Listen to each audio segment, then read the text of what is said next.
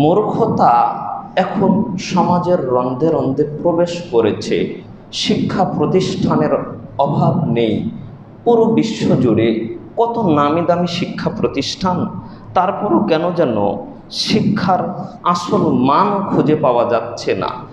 সামাজিক জাহিলিয়াতের আগুনে দগ্ধ হয়েছে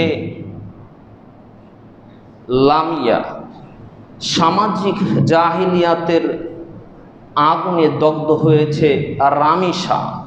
এই ছোট ছোট বাচ্চাগুলোর কি অপরাধ ছিল আপনি বলুন?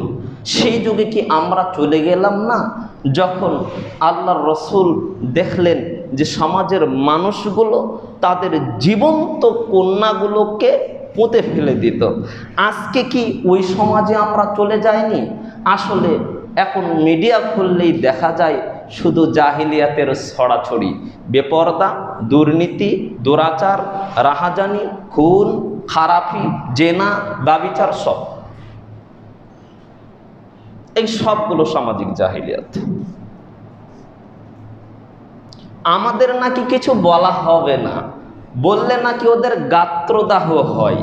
আমাদের নাকি কিছু বলা হবে না, বললে নাকি ওদের গাত্রদাহ হয়। কিছু আলেমও আছে শৈথল্যবাদী, যারা আল্লাহ রসুলের কথা স্পষ্ট পাওয়ার পরও সেটাকে প্রাধান্য না দিয়ে বরং নিজের কিয়াসকে প্রাধান্য দিতে গিয়ে রসুল সাল্লাল্লাহু আলাইহি ওয়াসাল্লামের হাদিসকে ছুঁড়ে ফেলে দিচ্ছে। নাকি বললে নাকি ওদের পপুলারিটি নষ্ট হয়ে যাবে, তাই নাকি বলা যাবে না।